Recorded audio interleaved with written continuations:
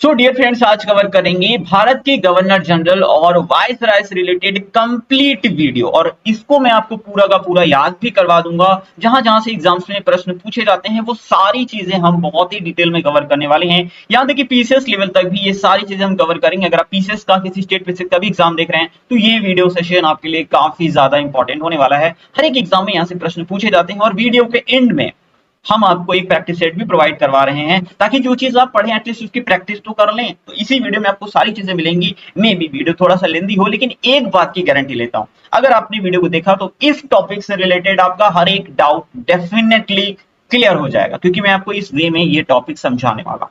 तो चलिए शुरू कर देते हैं। मेरा नाम है समीर कुमार, आप देख रहे हैं फ्री एजुकेशन। तो देखिए 1757 में जब प्लासी का युद्ध हुआ उसके बाद जो पहला बंगाल का गवर्नर बनाया गया वो रॉबर्ट क्लाइव को बनाया गया, क्योंकि जो अंग्रेजों की नींव थी ना वो 1757 के प्लासी के युद्ध से भारत में पड़नी शुरू हुई। तो जब प्लासी का युद्ध इन्होंने जीता तो बंगाल पर इन्होंने कब्जा किया और रॉबर्ट क्लाइव को यहाँ का बंगाल का गवर्नर बनाया। फिर इन्होंने इस पद का नाम बदला, कई बार बदला। तो पहले बंगाल का गवर्नर कहलाया, फिर बंगाल का गवर्नर जनरल कहा गया, उसके बाद भारत का गवर्नर जनरल कहा गया, फिर वायसराय नाम दे दिया गया इसी पद को, उसके बाद फिर से गवर्नर जनरल बनाया गया। तो ये किस कालावधि तक बनाया गया ये चीज जानना सबसे ज्यादा जरूरी है। तो 1757 से 1772 तक के बंगाल का गवर्नर कहा गया। उसके बाद 1773 में एक रेगुलेटिंग एक्ट आया और ये 1782 तक चला और इसमें जो बंगाल का गवर्नर था इसको नाम बदल करके बंगाल का गवर्नर जनरल कहा जाने लगा। उसके बाद 1833 में एक एक्ट पारित किया गया और इस बंगाल के गवर्नर जनरल को नाम दे दिया गया भारत का गवर्नर जनरल। फिर 1857 की क्रांति हुई और 1858 से 1946 तक इस पद को वायसराय का नाम दिया गया। और फिर जब 1947 में देश आजाद हुआ तो 1947 से 1950 तक इस वायसराय के पद को समाप्त किया गया और यहाँ पर बंगाल फिर यहाँ पर क्या था, इस पद को गवर्नर जनरल का नाम दे दिया गया। तो इतनी चीज आपको डेफिनेटली पता होगी, नहीं पता थी तो अभी इसको आप जान लीजिए। अब देखिए सबसे ज्यादा प्रश्न ये पूछा जाता है एग्जाम में कि प्रथम बंगाल का गवर्नर कौन था। तो ये रॉबर्ट क्लाइव था, 1757 में बना था। उसके बाद प्रथम बंगाल का गवर्नर जनरल कौन था, ये थे वॉरेन हेस्टिंग्स, जो कि 1772 में बने थे। ठीक है, और ये पहले 1772 में बंगाल के गवर्नर ही बने थे, लेकिन 1773 में रेगुलेटिंग एक्ट आया था और बंगाल के गवर्नर को बंगाल का गवर्नर जनरल बना दिया गया था। फिर प्रथम भारत का गवर्नर जनरल कौन था, तो ये थे विलियम बेंटिंग, क्योंकि 1833 का जो एक्ट आया था उसके अंतर्गत भारत के गवर्नर जनरल के रूप में इस पद को कर दिया गया था। यानी पहले बंगाल का गवर्नर जनरल कहा जाता था, बाद में इसको भारत का गवर्नर जनरल कहा जाने लगा। फिर प्रथम वायसराय कौन थे, लॉर्ड कैनिंग। जब 1857 की क्रांति हुई उसके बाद 1858 में एक एक्ट पारित किया गया और भारत के गवर्नर जनरल का जो पद था अब उसको वायसराय के नाम से जाना जाने लगा था। तो ये चीज अब यहाँ पर आपको पता होनी चाहिए और ये हर बार पूछा जाता है एग्जाम में। तो चलिए शुरू करते हैं। हम 1757 में जो प्लासी का युद्ध हुआ था वहां से शुरुआत करेंगे, क्योंकि ये रॉबर्ट क्लाइव है और बंगाल का पहला गवर्नर यही था। ठीक है, सब प्लासी का युद्ध हुआ था सिराजुद्दौला जो कि बंगाल के नवाब थे और अंग्रेजों के बीच में। तो अंग्रेजी सेना का नेतृत्व किया था रॉबर्ट क्लाइव ने और रॉबर्ट क्लाइव को ही बंगाल का पहला गवर्नर बनाया गया था। अब यहां से क्या क्या प्रश्न पूछे जाते हैं, डायरेक्ट प्रश्न पहले यही पूछा जाता है कि प्लासी का युद्ध इसमें अंग्रेजी सेना का नेतृत्व किसने किया, रॉबर्ट क्लाइव ने किया था और रॉबर्ट क्लाइव को ही बंगाल का पहला गवर्नर बनाया गया। इलाहाबाद की संधि याद रखना, ये 1765 में हुई थी। जब बक्सर का युद्ध 1764 में हुआ था ना, उसके बाद ही इलाहाबाद संधि हुई थी अंग्रेजों के बीच में और अवध के नवाब शुजाउद्दौला के बीच में और बंगाल के नवाब मीर कासिम के बीच में ये संधि हुई थी, आपको याद रखना है। और शाह आलम द्वितीय थे जो कि उस वक्त मुगल शासक थे, तो उनके बीच में संधि हुई थी 1764 में। ठीक है, तो ये आपको, लेकिन संधि 1765 में हुई थी, बक्सर की 1764 में हुआ। तो 1765 में जो इलाहाबाद की संधि हुई थी उस वक्त बंगाल का गवर्नर कौन था, तो आपको बताना है रॉबर्ट क्लाइव था, क्योंकि रॉबर्ट क्लाइव 2 बार बंगाल का गवर्नर बना। पहली बार ये 1757 से 1760 रहा, 60 में इंग्लैंड चला गया, फिर 65 में वापस आया और 65 से 67 तक फिर ये बंगाल का गवर्नर रहा था। एक ये प्रश्न बहुत पूछा जाता है कि द्वैध शासन व्यवस्था किसने लागू की थी, तो रॉबर्ट क्लाइव ने द्वैध शासन व्यवस्था लागू की थी जो कि 1765 से 1772 तक चली थी। ठीक, अब ये द्वैध शासन व्यवस्था क्या आप सोच रहे होंगे, द्वैध शासन मतलब दो शासन। तो बंगाल के ऊपर 2 लोगों का शासन चलता था, एक बंगाल के नवाब का चलता था और दूसरा बंगाल के गवर्नर का शासन चलता था। तो इसी को बोलते हैं द्वैध शासन व्यवस्था।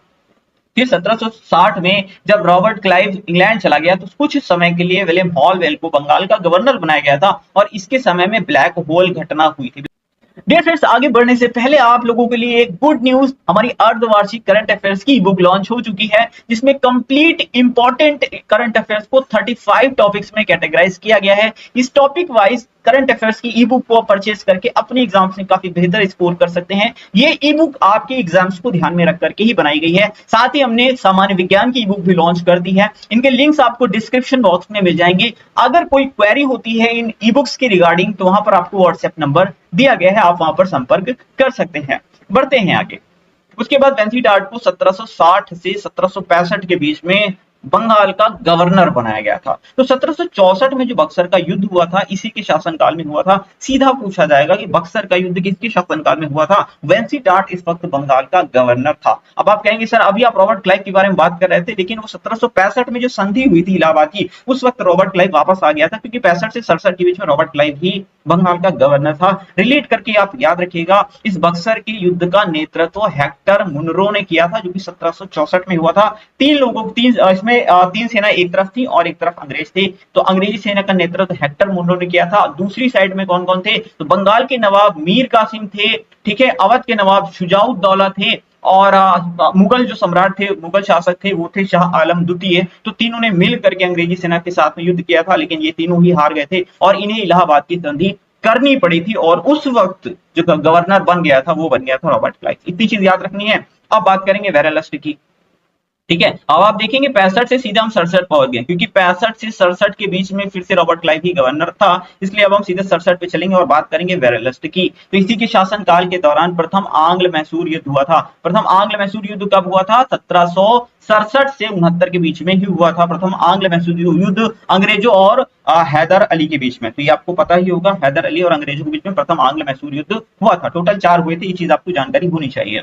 कार्टियर की बात करते हैं तो 1769 से 1772 इनका शासनकाल था, और इनके शासनकाल के दौरान 1770 में बंगाल में भीषण अकाल पड़ा था। ऐसे इनसे रिलेटेड प्रश्न नहीं पूछा जाता, लेकिन इंपॉर्टेंट है एक पॉइंट, इसलिए मैंने आपको यहाँ पर बता दिया है।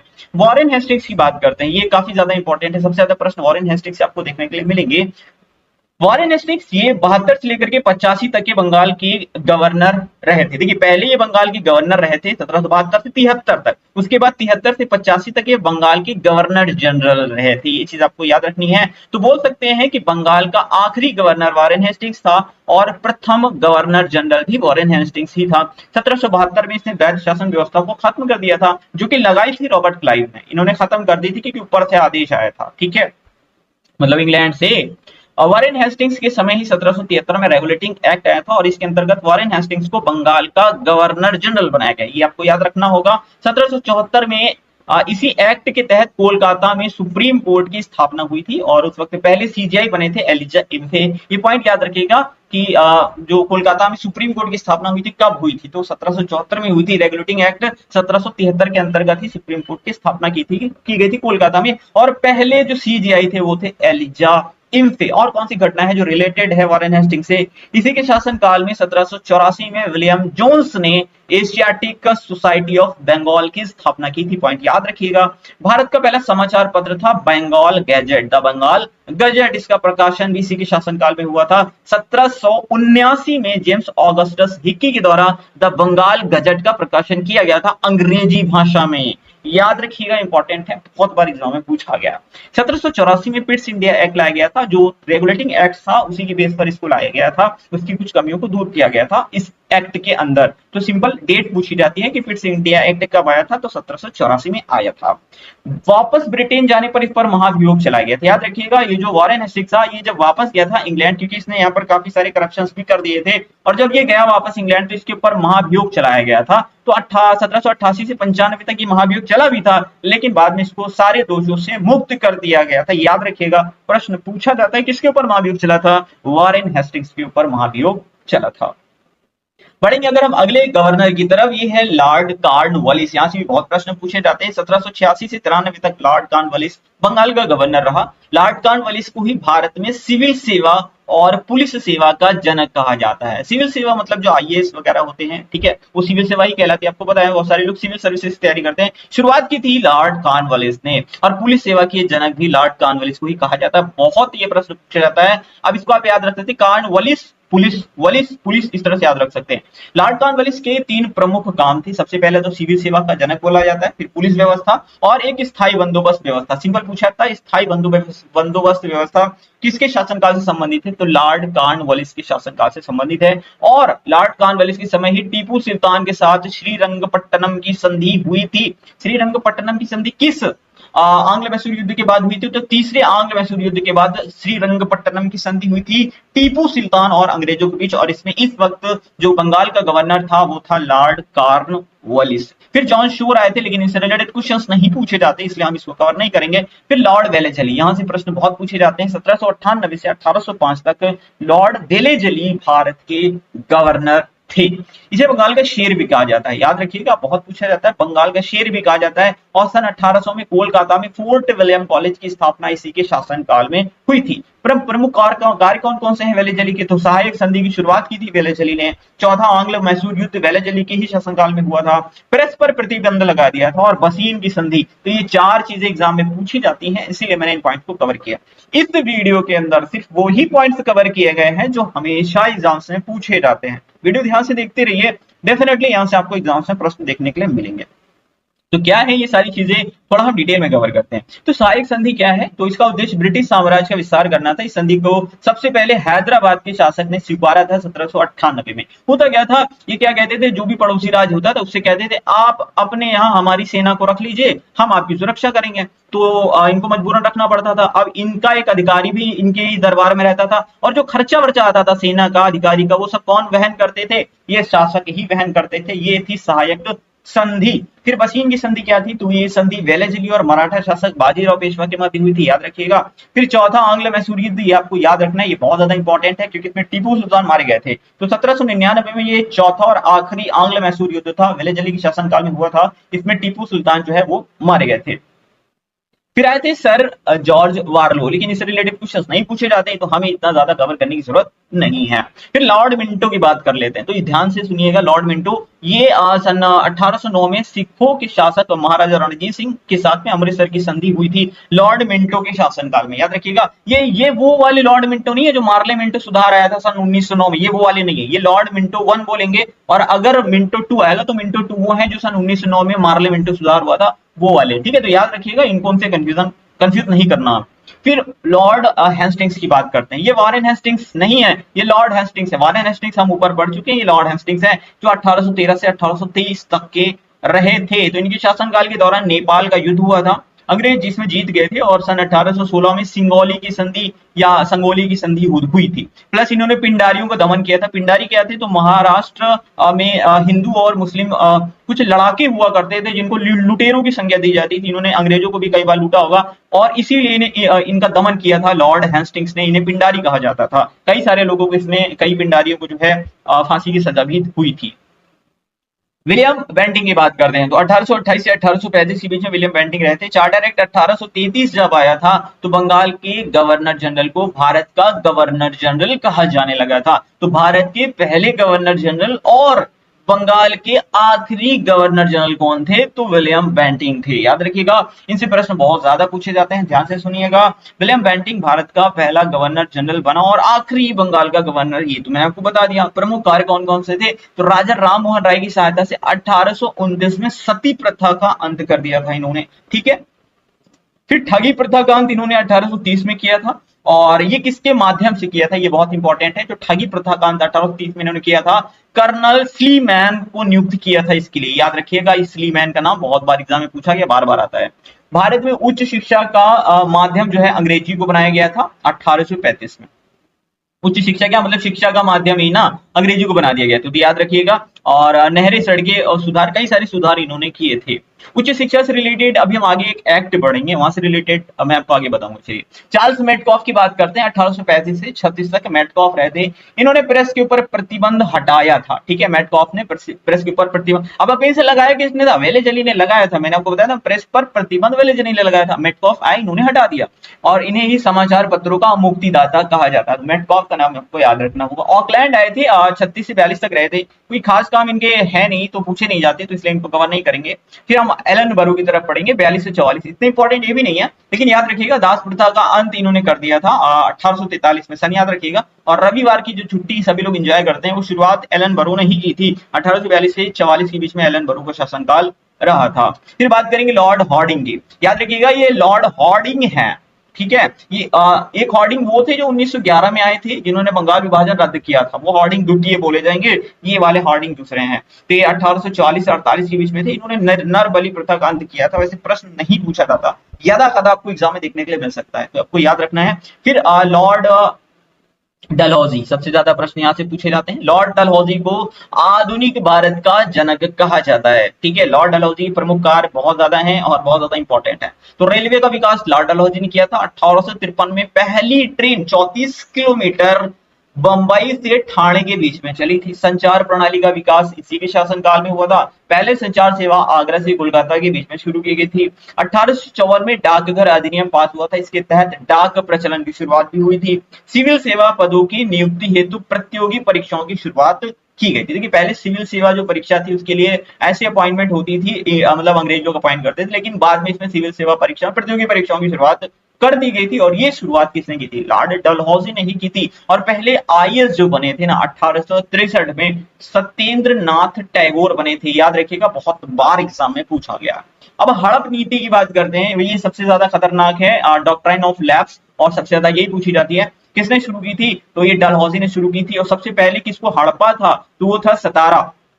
1848 में सबसे पहले इन्होंने सतारा को मिलाया था अपने राज्य में। तो ये बहुत पूछा जाता है, याद रखिएगा। भारत में उच्च शिक्षा में सुधार के लिए सन 1854 में चार्ल्स वुड डिस्पैच आया था। ये वाला मैं बात कर रहा था, उच्च शिक्षा के लिए रिलेटेड है ये वुड डिस्पैच, तो आपको याद रखना है सन 1854 में ये वुड डिस्पैच आया था चार्ल्स वुड के द्वारा, जो कि उच्च शिक्षा में सुधार के लिए लाया गया था। इसका सन याद रखिएगा, बार बार एग्जाम में आता है।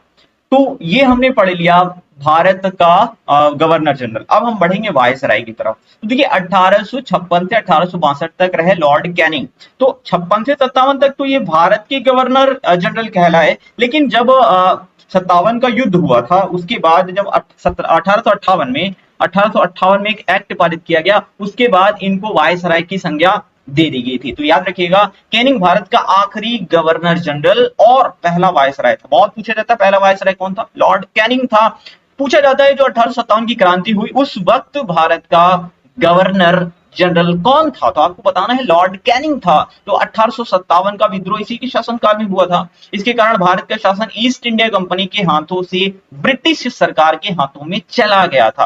अब प्रमुख कार्य कौन कौन से हैं? तो विधवा पुनर्विवाह 1856 में शुरू किया था लॉर्ड कैनिंग ने, ठीक है, विधवा पुनर्विवाह। राष्ट्रीय दंड संहिता यानी आईपीसी, इंडियन पिनल कोड की स्थापना भी इसने की थी 1860 में। व्यपगत का सिद्धांत समाप्त कर दिया था लॉर्ड कैनिंग ने। शुरू किसने किया था? डलहौजी ने शुरू किया था। समाप्त लॉर्ड कैनिंग ने कर दिया था। इंडियन उच्च न्यायालय एक्ट पारित किया गया था। इसके तहत बंबई, कलकत्ता और मद्रास में हाई कोर्ट की स्थापना की गई थी। फिर लॉर्ड मेयो आए थे। लॉर्ड मेयो आए थे, ये 69 से 72 तक रहे थे और इनसे भी रिलेटेड क्वेश्चन बहुत पूछे जाते हैं। इन्होंने अजमेर में 1872 में मेयो कॉलेज की स्थापना की थी और 1872 में भारत की पहली जनगणना की शुरुआत भी मेयो ने ही की थी। किसने की थी? मेयो ने की थी। 1872 में अंडमान में लॉर्ड मेयो की हत्या उसी के शासनकाल में एक अफगान के द्वारा कर दी गई थी। अब आप इनको याद कैसे रख सकते हैं? तो लॉर्ड मेयो ने जनगणना की शुरुआत की थी और इनकी जनगणना में से इन्हीं की गणना को खत्म कर दिया, मतलब इनका ही नंबर जनगणना से बाहर कर दिया था किसी अफगान मतलब ने इसकी हत्या कर करके। कहां पर हत्या की गई थी? अंडमान में इनकी हत्या की गई थी 1872 में। ऐसे रिलेट कर करके चीजें आप याद रख सकते हैं। फिर लॉर्ड लिटन की बात करेंगे। 1876 से 80 तक इनका शासनकाल था। वर्नाकुलर प्रेस एक्ट ये लेकर के आए थे। बहुत पूछा जाता है वर्नाकुलर प्रेस एक्ट। इसके जरिए इन्होंने बहुत कठोर प्रतिबंध लगा दिए थे प्रेस के ऊपर। भारतीय शस्त्र अधिनियम लेकर के आए थे 1878 में, ठीक है। तो आपको याद रखना 1878 में लेकर के आए थे भारतीय शस्त्र अधिनियम, यानी कोई भी भारतीय शस्त्र रखने से पहले आप उसका लाइसेंस बनवाएगा। तो ये वहीं से शुरुआत हुई थी। लॉर्ड लिटन, ठीक है। अब बात करेंगे लॉर्ड रिपन की। लॉर्ड रिपन बहुत इंपॉर्टेंट है। फ्लोरेंस नाइटिंगेल ने लॉर्ड रिपन को भारत के उद्धारक की संज्ञा दी थी, है ना। क्यों भाई? क्योंकि इन्होंने कुछ अच्छे काम किए थे। जैसे वर्नाकुलर प्रेस एक्ट को सबसे पहले इन्होंने खत्म कर दिया, जो कठोर प्रतिबंध लगाया था प्रेस के ऊपर, लॉर्ड लिटन ने, रिपन ने आकर के हटा दिया। स्थानीय स्वशासन की शुरुआत भी लॉर्ड रिपन ने की थी, ये प्रश्न बहुत पूछा जाता है। 1881 में नियमित जनगणना की शुरुआत की। अभी देखिए हमने आपको यहाँ पर बताया है कि लॉर्ड मेयो ने 1872 में जनगणना की शुरुआत की, ये पहली जनगणना थी, लेकिन रेगुलर जो सेंसस है उसकी शुरुआत किसने की थी? 1881 में नियमित, यानी अब हर 10 साल में जनगणना होगी, तो ये शुरुआत किसने की थी, ये बहुत पूछा जाता है, तो लॉर्ड रिपन ने की थी। ठीक है, फिर 1881 में प्रथम कारखाना अधिनियम पारित किया था, और 1882 में प्राथमिक शिक्षा को बढ़ावा देने के लिए हंटर कमीशन भी लाया गया था इन्हीं के शासनकाल में, और इल्बर्ट बिल, ठीक है, 1883 में इसी के शासनकाल में पारित हुआ था, और 1884 में अंग्रेजों द्वारा इस बिल के विरोध के कारण इन्होंने इस्तीफा ही दे दिया था। अब इल्बर्ट बिल का विरोध किया था तो इस्तीफा दे दिया गया था, तो याद रखना है इनके द्वारा। चलिए बढ़ते हैं आगे, लॉर्ड डफरिन की बात करेंगे। 1884 से 88 के बीच में लॉर्ड डफरिन के शासनकाल रहा था, और 1885 में मुंबई में A.O. ह्यूम के द्वारा भारतीय राष्ट्रीय कांग्रेस की स्थापना की गई थी। ये बहुत इंपॉर्टेंट है, बार बार एग्जाम में पूछा था। फिर बढ़ जाएंगे लॉर्ड कर्जन की तरफ। 1899 से सन 1905 के बीच में लॉर्ड कर्जन रहे थे। बंगाल का विभाजन करके इन्होंने बहुत बड़ी गलती की थी। इसके बाद ये बहुत ज्यादा इनका विरोध भी हुआ था काफी ज्यादा, क्योंकि 1905 में बंगाल का विभाजन कर दिया था। कहा था कि प्रशासनिक का चीजें सही चले, हम अच्छे से चीजों को मैनेज कर पाए, लेकिन नहीं, मेन काम था बंटवारा करना, फूट डालना मेन कारण था लॉर्ड कर्जन का, इसलिए इसने 1905 में बंटवारा किया था बंगाल का, बहुत पूछा जाता है। भारतीय पुरातत्व विभाग की स्थापना भी लॉर्ड कर्जन ने की थी। भारतीय विश्वविद्यालय अधिनियम भी पास किया था। सिंचाई आयोग, पुलिस आयोग, विश्वविद्यालय आयोग, ये कुछ अच्छे काम भी इन्होंने किए थे, लेकिन कुछ काम इन्होंने बुरे किए थे। सबसे बुरा तो बंगाल का विभाजन ही कर दिया था इन्होंने। उसके बाद आए थे लॉर्ड मिंटो, ये 1905 से 1910 तक रहे थे, और मुस्लिम लीग की स्थापना 1906 में हुई थी। ठीक है, मुस्लिम लीग की स्थापना 1806 में ढाका में हुई थी, आगा खां और सलीमुल्लाह खां ने की थी। और कांग्रेस का सूरत अधिवेशन 1907 में हुआ था, इसमें कांग्रेस का विभाजन हो गया था, नरम दल और गरम दल अलग हो गए थे, और ये आपको याद रखना 1907 का सूरत अधिवेशन। फिर मार्ले मिंटो जो है सुधार आया था, मार्ले मिंटो सुधार आया था, ये 1909 में आया था लॉर्ड मिंटो के ही शासन काल में। ठीक है, अब हम आएंगे लॉर्ड हॉर्डिंग की तरफ, क्योंकि ये 1910 से 1916 तक रहे थे, और बंगाल विभाजन को इन्होंने रद्द कर दिया था 1911 में, ये आपको याद रखना है। और भारत की राजधानी कलकत्ता से इन्होंने दिल्ली ट्रांसफर की थी। 1911 में इन्होंने अनाउंसमेंट किया था, और 1912 में इन्होंने ट्रांसफर कर दी थी। 1911 में ही दिल्ली दरबार का आयोजन किया गया था, और इसी वक्त यहाँ पर दिल्ली को राजधानी बनाने की अनाउंसमेंट भी किया गया था। दिल्ली को राजधानी 1911-12 में बनाया गया था, याद रखना है, कलकत्ता से ट्रांसफर किया गया था। फिर लॉर्ड चैम्सफोर्ड ये 1916 से 1921 तक रहे थे, और इनके शासनकाल में क्या क्या हुआ था? रॉलेट एक्ट आया था 1919, इसे काला कानून कहा जाता था। किसी भी भारतीय को शक के भी आधार पे उठा ले जाते थे, ठीक है, बिना अपील बिना दलील का ये कानून था, इसे काला कानून कहा जाता था। रॉलेट एक्ट था सन 1919 में, चैम्सफोर्ड के शासनकाल में आया था। फिर एक सैडलर आयोग आया था 1917 में, ये किसके शासनकाल में आया था? लॉर्ड चैम्सफोर्ड के शासनकाल में, याद रखना है। जलियांवाला बाग हत्याकांड, ये कोई भूल भी नहीं सकता, 13 अप्रैल 1919 को हुआ था। फिर खिलाफत आंदोलन की शुरुआत भी हुई थी इन्हीं के शासनकाल में, 1919 से 1920 भी कहीं कहीं लिखा मिल जाता है, और इस खिलाफत आंदोलन को गांधी जी ने भी सपोर्ट किया था। इसी के शासनकाल में महात्मा गांधी ने असहयोग आंदोलन सन 1920 में शुरू किया था। इतने पॉइंट्स आपको याद रखने हैं। फिर आते हैं लॉर्ड रीडिंग की तरफ, 21 से लेकर के 26 तक शासनकाल था। चौरी चौरा कांड जो है 4 फरवरी सन 1922 को हुआ था गोरखपुर में। इसमें एक पुलिस थाने में कुछ क्रांतिकारियों ने आग लगा दी थी, ठीक है, याद रखना है। और फिर काकोरी कांड हुआ था सन 1925 में, अभी इसका नाम बदल करके काकोरी ट्रेन एक्शन रख दिया गया है यूपी सरकार के द्वारा, काकोरी यूपी के अंदर ही है, ठीक है। और भारत में सिविल सेवा परीक्षा की शुरुआत की गई थी। अभी हमने आपको बताया था लॉर्ड डलहौजी ने सिविल सेवा के लिए प्रतियोगी परीक्षा की शुरुआत की थी, लेकिन वो इंग्लैंड में होती थी भाई साहब। लेकिन अब लॉर्ड रीडिंग आए थे तो इन्होंने भारत के ही अंदर सिविल सेवा परीक्षा की शुरुआत कर दी थी, यानी अब सिविल सेवा की परीक्षा के लिए लोग भारत में परीक्षा दे सकते थे, ये लॉर्ड रीडिंग ने शुरू किया था। लॉर्ड डफरिन की बात कर लॉर्ड इरविन की बात करते हैं, डफरिन तो हो गया, लॉर्ड इरविन की बात करते हैं। ये सन 1926 से 31 तक रहे। 3 फरवरी 1928 को साइमन कमीशन भारत आया था। क्यों आया था? ये भारत का जो संविधान था उसको बनाने के लिए आए थे। तो इसमें हुआ क्या था, इसका विरोध बहुत ज्यादा हुआ था, विरोध हुआ था, कारण भी था, इसमें 7 सदस्य थे साइमन कमीशन में, और सातों के सातों अंग्रेज थे। तो भारतीयों का कहना यही था कि भैया तुम हमारे लिए संविधान बनाने की बात कर रहे हो, और उसमें सारे के सारे अंग्रेज हैं, जब तुम हमारी समस्याओं के बारे में सही जानते नहीं, उसमें कोई भारतीय ही नहीं है, तो तुम क्या ही बनाओगे, ठीक है। तो उसके बाद इसका विरोध किया गया था, तो आपको याद रखना है साइमन कमीशन। और साइमन कमीशन के विरोध में लाला लाजपत राय की सिर पर लाठी लगने से मृत्यु भी हो गई थी, क्योंकि लाठी चार्ज के दौरान उन्हें लाठी लग गई थी, याद रखना है, बहुत ज्यादा इंपॉर्टेंट है। अब प्रथम गोलमेज सम्मेलन जो था सन 1930 में हुआ था, प्रथम गोलमेज सम्मेलन 1930 में हुआ था, और ये भी इरविन के शासनकाल में हुआ था। और गांधी जी ने सविनय अवज्ञा आंदोलन भी शुरू किया था सन 1930 में, तो आपको याद रखना है, बहुत इंपॉर्टेंट है। बढ़ते हैं आगे, फिर लॉर्ड वेलिंगटन। अच्छा एक और याद रखिएगा, गांधी इरविन समझौता हुआ था। ये गांधी इरविन समझौता हुआ था क्योंकि गांधी जी ने सविनय अवज्ञा आंदोलन शुरू किया था, ठीक है, सविनय अवज्ञा आंदोलन शुरू किया था और प्रथम गोलमेज सम्मेलन हुआ था, तो इसमें कांग्रेस ने पार्टिसिपेट नहीं किया था। इरविन चाहते थे, अंग्रेज सरकार चाहती थी कि गांधी जी पार्टिसिपेट करें, तो 1931 में इरविन और गांधी जी के बीच में समझौता हुआ था और गांधी जी ने अपना असहयोग आंदोलन खत्म कर दिया था और चले गए थे दूसरे गोलमेज सम्मेलन में पार्टिसिपेट करने। तो गांधी इरविन समझौता सन 1931 में हुआ था, ये आपको याद रखना है। फिर आए लॉर्ड वेलिंगटन, भारत सरकार अधिनियम 1935 पारित किया गया था, ये बहुत इंपॉर्टेंट है। भारत सरकार अधिनियम 1935 पारित किया गया था, इसके प्रमुख बिंदु याद रखिएगा, यहाँ से प्रश्न बहुत ज्यादा एग्जाम में पूछे जाते हैं। इस अधिनियम में 321 धाराएं थी, 10 अनुसूचियां थी। केंद्र में द्वैध शासन व्यवस्था इसमें लागू की गई। इस अधिनियम के अंतर्गत बर्मा को भारत से अलग कर दिया गया, ये प्रश्न बहुत बार पूछा जाता है। यूपी ट्रिपल एससी पेट 2022 के एग्जाम में पूछा गया था यही प्रश्न। इसके तहत एक संघीय न्यायालय एवं रिजर्व बैंक ऑफ इंडिया की स्थापना। अच्छा, reserve bank of India RBI 1935 में बनाई गई थी, इसी के शासनकाल में इसकी स्थापना हुई थी, मतलब इस अधिनियम के अंतर्गत 1935 वाला।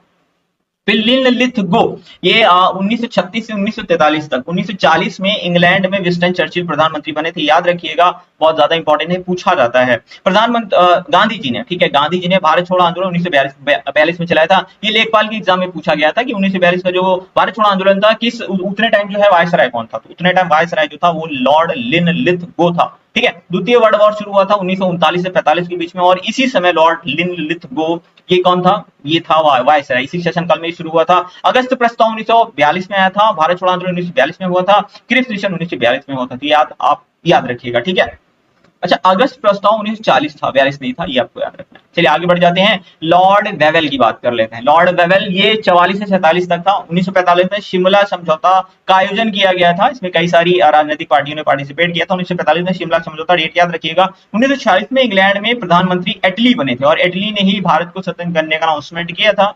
कैबिनेट मिशन भी इसी के शासनकाल में आया था, कैबिनेट मिशन 1946 में आया था। फिर बात करेंगे लॉर्ड माउंटबेटन की, ये अंतिम वायसराय था भारत का। सिंपल प्रश्न यही पूछा जाता है, भारत का अंतिम वायसराय कौन था, लॉर्ड माउंटबेटन, 1947 से 48 तक था।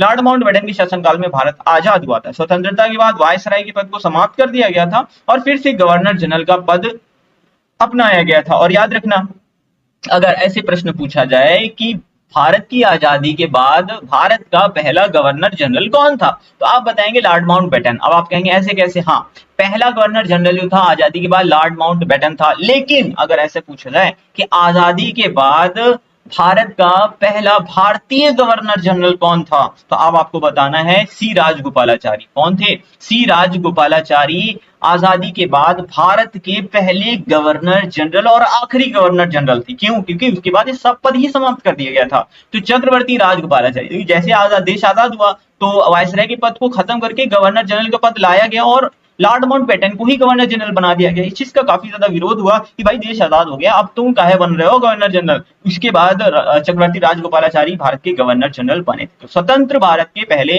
भारतीय गवर्नर जनरल कौन थे, चक्रवर्ती राजगोपालाचारी, और ये आखिरी गवर्नर जनरल थे क्योंकि उसके बाद ये पद ही समाप्त कर दिया गया था। तो ये थे सारे के सारे गवर्नर से रिलेटेड क्वेश्चन, वायसराय से रिलेटेड क्वेश्चन। उम्मीद करता हूं मैंने सारे पॉइंट्स कवर किए हैं, चीजें आपको अच्छे से समझ में आई होंगी। शॉर्ट प्रैक्टिस सेट हम लोग लगा लेते हैं, 15 क्वेश्चन का है और आप देखिए आपने कितने अच्छे से वीडियो को देखा है। तो भारत का प्रथम गवर्नर जनरल कौन था, प्रथम गवर्नर जनरल कौन था, लॉर्ड विलियम बेंटिंग। कब, 1833 में जो एक्ट पारित किया गया था उसके बाद ही बंगाल की गवर्नर जनरल को भारत का गवर्नर जनरल बनाया गया था। ये चीज मैंने आपको बता दी। अच्छा, बंगाल का पहला गवर्नर कौन था, रिवीजन कर लेते हैं। रॉबर्ट क्लाइव था, 1757 में बना था। बंगाल का प्रथम गवर्नर जनरल कौन था, वॉरेन हेस्टिंग था, क्योंकि 1773 का रेगुलेटिंग एक्ट लाया गया था, उसके बाद ही तो वॉरेन हेस्टिंग्स को बंगाल का पहला गवर्नर जनरल बनाया गया था। भारत का पहला वायसराय कौन था, कैनिंग था। कौन था भारत के पहले वायसराय कौन था, क्योंकि 1858 की जब एक्ट पारित हुआ था तो भारत के गवर्नर जनरल को वायसराय की संज्ञा दे दी गई थी, है ना, आपको याद होगा। स्वतंत्र भारत का प्रथम गवर्नर जनरल कौन था, लॉर्ड माउंटबेटन था, मैंने अभी आपको बताया था। लेकिन अगर स्वतंत्र भारत का प्रथम भारतीय गवर्नर जनरल पूछा जाएगा तो सी राजगोपालाचारी आपको बताना है। स्वतंत्र भारत के अंतिम और पहले भारतीय गवर्नर जनरल कौन थे, सी राजगोपालाचारी थे। क्लियर है, बढ़ेंगे अगले प्रश्न की ओर। भारत में ब्रिटिश साम्राज्य का संस्थापक किसको कहा जाता है, तो ब्रिटिश साम्राज्य की नींव अगर देखें तो 1757 में जब प्लासी का युद्ध हुआ था सिराजुद्दौला और अंग्रेजों के बीच में, तो अंग्रेजी सेना का नेतृत्व किया था लॉर्ड क्लाइव ने। ठीक है, और लॉर्ड क्लाइव ही जो था ये बंगाल का पहला गवर्नर था, ठीक है, रॉबर्ट क्लाइव, ठीक है, रॉबर्ट क्लाइव, लॉर्ड क्लाइव नहीं, रॉबर्ट क्लाइव बोलेंगे इसको। तो भारत में ब्रिटिश साम्राज्य के संस्थापक लॉर्ड क्लाइव को माना जाता है, मतलब रॉबर्ट क्लाइव को माना जाता है। 30 जून सन 1757 में हुई प्लासी की लड़ाई की में विजेता अंग्रेजी सेना रही थी और नेतृत्व करता रॉबर्ट क्लाइव था। और युद्ध के बाद बंगाल में ब्रिटिश साम्राज्य की नींव रखी गई थी, यही से शुरुआत हुई थी। धीरे धीरे धीरे पैर पसारते चले गए और पूरे देश पर इन्होंने कब्जा कर लिया, शुरुआत यहीं से हुई थी। फिर प्रश्न नंबर 3 है, कलकत्ता में एशियाटिक सोसाइटी की स्थापना किस समय बंगाल का गवर्नर जनरल कौन था? तो एशियाटिक सोसाइटी की स्थापना आई थिंक 1784 में हुई थी और उस वक्त कौन था? उस वक्त था वॉरेन हेस्टिंग्स। कहाँ है वॉरेन हेस्टिंग्स? ये है हमारे वॉरेन हेस्टिंग्स, ये आपको यहाँ पर याद रखना है। 1784 में एशियाटिक सोसाइटी की स्थापना हुई थी। वॉरेन हेस्टिंग्स इस वक्त क्या था? बंगाल का गवर्नर जनरल था। बढ़ेंगे अगले प्रश्न की ओर। प्रश्न नंबर 4 है, बंगाल में द्वैध शासन प्रणाली किसने लागू की थी? ये जितने भी प्रश्न है ना, ये मोस्ट रिपीटेड प्रश्न है, मैं आपको दे रहा हूं यहाँ पर। रॉबर्ट क्लाइव ने ही ये द्वैध शासन प्रणाली लागू की थी। बंगाल में द्वैध शासन प्रणाली के जनक ही रॉबर्ट क्लाइव को बोला जाता है। वॉरेन हेस्टिंग्स ने बंगाल में द्वैध शासन प्रणाली जिसको खत्म कर दिया, वॉरेन हेस्टिंग्स ने लागू, रॉबर्ट क्लाइव ने किया था। निम्न में से किसने बंगाल में द्वैध शासन प्रणाली को समाप्त किया था? अभी मैंने आपको बताया कि वॉरेन हेस्टिंग्स ने किया था, ये है वॉरेन हेस्टिंग्स, और इन्होंने ही द्वैध शासन प्रणाली को समाप्त किया था। बढ़ेंगे अगले प्रश्न की ओर। ब्रिटिश शासन की राजधानी का कलकत्ता से दिल्ली स्थानांतरण किसके शासनकाल में हुआ था? जब 1911 में दिल्ली दरबार का आयोजन किया गया था तो लॉर्ड हार्डिंग ने अनाउंसमेंट किया था कलकत्ता से दिल्ली बनाने की राजधानी, ठीक है, तो याद रखना है कलकत्ता से दिल्ली ट्रांसफर की गई थी राजधानी लॉर्ड हार्डिंग के शासनकाल में। अगला प्रश्न है, लॉर्ड वेलेस्ली की सहायक संधि को स्वीकार करने वाला पहला मराठा सरदार कौन था? देखिए मैंने आपको बताया था कि लॉर्ड वेलेस्ली की संधि को स्वीकार करने वाला जो पहला राज्य था वो था हैदराबाद। कौन सा था? पहला राज्य पूछा जाए तो वो हैदराबाद था। लेकिन अगर पहले मराठा शासक की बात की जाए तो पेशवा बाजीराव द्वितीय थे, ठीक है, दोनों प्रश्न अलग अलग हैं, दोनों ही आपको यहाँ पर याद रखने हैं। बढ़ जाएंगे अगले प्रश्न की ओर। तो अगला प्रश्न है, सहायक संधि को किसके शासनकाल में क्रियान्वित किया गया था? वेलेस्ली, है ना, वेलेस्ली के शासनकाल में ही सहायक संधि को क्रियान्वित किया गया था। सहायक संधि 1798 में प्रारंभ हुई थी और सबसे पहले ये हैदराबाद के निजाम ने मतलब स्वीकार की थी। प्रश्न नंबर 9 है, आंग्ल नेपाल युद्ध किसके शासनकाल में हुआ था? तो आंग्ल नेपाल जो युद्ध है ये किसके शासनकाल में हुआ था? तो ये विलियम बेंटिंक नहीं हुआ था, लॉर्ड हेस्टिंग्स, हाँ लॉर्ड हेस्टिंग्स के शासनकाल में ये आंग्ल नेपाल युद्ध हुआ था, आपको याद रखना है। और इसमें सुगौली या संगौली की संधि हुई थी, ये सन 1815-16 में हुई थी, 1815-16 में हुई थी, 1816 में हुई थी। अगला प्रश्न है, ठगों के दमन में निम्नलिखित में से कौन संबंधित है? ठगों के दमन से मैंने आपको बताया था ये विलियम बेंटिंक के शासनकाल की बात है और 1830 की बात है। विलियम बेंटिंक ने कैप्टन स्लीमैन को अपॉइंट किया था ठगी दमन के लिए, तो आपको याद रखना है लॉर्ड विलियम बेंटिंक ने कैप्टन स्लीमैन को ठगों के विरुद्ध कार्रवाई करने के लिए नियुक्त किया था। लगभग 1500 लोग बंदी बनाए गए थे, अनेक ठगों को फांसी और आजीवन कारावास दिया गया था और सन 1837 के अंततः मतलब इस तरह के ठगों का दमन कर दिया गया। 1837 तक दमन कर दिया गया, शुरुआत 1830 से की थी, 37 तक पूरी तरीके से दमन कर दिया गया था। अगला प्रश्न है, सन 1829 में सती प्रथा पर पाबंदी किसने लगाई थी? तो उस वक्त लॉर्ड विलियम बेंटिंक थे, जिन्होंने राजा राम मोहन राय की सहायता से सती प्रथा पर मतलब ये प्रतिबंध लगा दिया था, वही चीज लिखी हुई है मैंने। प्रश्न नंबर 12 है, लॉर्ड डलहौजी की विलय नीति का प्रथम शिकार कौन था? तो लॉर्ड डलहौजी ने जब डॉक्ट्राइन ऑफ लैप्स शुरू किया था तो सबसे पहले शिकार जो बना था वो सतारा बना था। कौन बना था? सतारा बना था। विधवा पुनर्विवाह अधिनियम किसके शासनकाल में आया था? तो ये लॉर्ड कैनिंग के शासनकाल में आया था, याद रखिएगा। विधवा पुनर्विवाह जो है वो लॉर्ड कैनिंग के शासनकाल में आया था। तो ईश्वर चंद विद्यासागर के प्रयासों से लॉर्ड कैनिंग के समय सन 1856 में विधवा पुनर्विवाह अधिनियम पारित हुआ था। अगला प्रश्न है, निम्नलिखित में से कौन भारत के अंतिम गवर्नर जनरल और प्रथम वायसराय थे? लॉर्ड कैनिंग प्रथम वायसराय और अंतिम गवर्नर जनरल से, जो कि 1858 में भारत के पहले वायसराय बने थे, ठीक है, क्या बने थे? वायसराय, और ये भारत के अंतिम गवर्नर जनरल भी थे।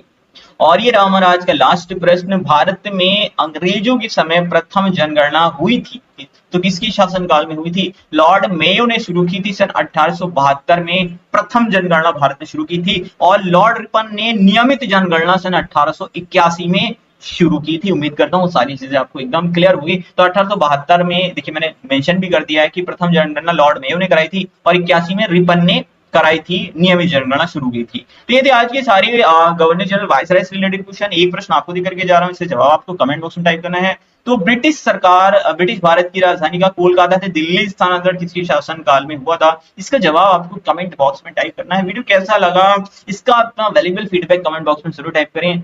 मिलते हैं अगले वीडियो।